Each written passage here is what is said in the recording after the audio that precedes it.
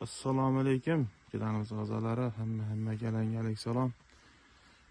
Mana bugun 2026-yil yanvar oyining 3-chislovida turibmiz. Havuzlarimiz suvimizni salafan teshilgan hisobiga suv pasayib ketgan. Endi pasayganki, bu sayoz joyida bir qarich 10 sm suvda turibdi. Lekin bu chuqur joyi kamida 2 metr chuqur qilingan. Hozir bu yerda ko'pchilik biladi, Telegram kanalimizda video tashlaganmiz. Bu yerda 1,5 ming dona, bunisi hovuzda 1,5 ming dona, jami shu 2 tonna, 1,5 tonna atrofida balig'imiz bor.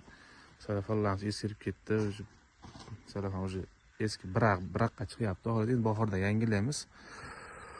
Xo'p, bu videoni olishdan maqsadim betga oxirgi oktyabr oyida baliqlar tashlangan bu hovuzga. Bu zakatovga, bahorga sotishga, boqishga. Keyin dekabr oyini boshlarida 100 dona baliq tashlaganman. Shunda baliqlarda ozgina endi yara bo'lgan, boshqa bo'lgan. Hali sovuqda tashlasa nima bo'ladi? Keyin ko'pchilik balig'im usti oqarib qoldi deyapti. Beton hovuzda baliq qishga ozgina zaklik qiladi. Keyin suv sayoz bo'lsa, ana shu baliqni ongida mana shu kasal baliq shu. Oxirgi marta 100 ta tashlaganman shu hovuzga. Ketib qolmasin. 100 ta tashlaganman, shundan shu 5 ta, 6 tasi baliq shunaqa shabollab qolgan. Shuni hisobiga kasal bo'lib chiqyapti. Bu baliqlar ilon baliq, endi men ilon baliq haqida gapirib o'taman. O'lib suvda tagida qolib ketmaydi darvodanga.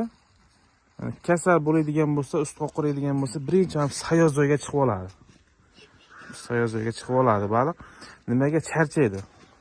Baliq charchab suvda tagida qiynaladi, shuni hisobiga mana sayoz joyga chiqib olib yotadi. Sayoz joyga chiqib yotyaptimi? O'zi u kasal baliq, kasallanyapti. Uni o'sha kattaroq bo'lsa, shu ovlab, yemalol yevorsalang bo'ladi. Uni kutishni foydasi yo'q, tuzalmaydi u. Mana bu hovuzga umuman tashlamaganmiz. O'sha dekabrda, oxiriga oktyabr, noyabrda tushgan baliq. Bundan birorta kuniga yo'q. Birorta baliq kuniga yo'q bundan. Bu hovuzga shu 100 ta katta tashlaganman.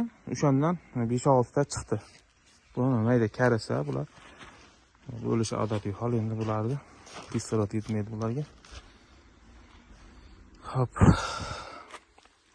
Nima demoqchiman? Sovuqda baliq ko'chirsak, shu baliq olib boqsak bo'lmaydimi yo olib qo'ysak bo'lmaydimi deganlarga video ko'rsatyapman. Baliqni qo'ying. Endi bo'ladi shu vaqroq zakatovka qilib qo'yilsa, chuqurroq joyda umuman baliqda xudo xolasa pateliya bo'lmaydi. Chuqur bo'lsa, oxir oktyabr oyi, noyabrda kelishiga bog'liq havoni. Havo yaxshi kelgan bo'lsa, noyabr oyida ham tashlasa bo'ladi. Suv chuqur bo'lsa, beton hovuz bo'lmasa, beton hovuzni ham izolyatsiya qilib, tagiga turpoqdan tashlab, uni ham amallasa bo'ladi. Mana shu kasal baliq mana shu holatda bo'ladi. Usti oqarib qoladi akalar. Po'panaylaganga o'xshab qoladi. Unda o'sha turganida o'zi bilganman. Endi tashlab yubordim, endi peshana yurib ketadi. Shu 100 donadan o'sha 5-6 tasi chiqdi mana. Shunaqa shilimshiq bo'lib qoladi. Buni kutishni keragi yo'q. Buni bemalol yesa bo'ladi, ziyoni yo'q. Bemalol yesa bo'ladi. kommentariyaga tushsalaring tepada shu ilon baliq Filiz Begomus degan Telegram kanalimiz bor. O'sha kanalga qo'shilib olsalaring, xudo xolasa baliqlar haqida ma'lumot berib turamiz. E'tiborlaringiz uchun rahmat. Xudo xolasa ob-havomiz yaxshi bo'lib tursa, fevral oyini oxiri yo bo'lmasa martdan xudo xolasa boshlaymiz akalar sotuvni. Joylarni tayyorlab tursalaring bo'ladi. Qanaqa joy tayyorlaymiz deganlarga shu Telegram kanalga o'tasizlar. Shu Telegram kanalda joy tayyorlaganlarimni yumaloq video qilib tashlaganman, rasmlari bor. Ko'rib bemalol foydalansalaring bo'ladi. Shunaqa gaplar akalar. Videolarimiz manfaatli bo'lsa like, podpiska bosib qo'yasizlar. E'tiborlaringiz uchun rahmat.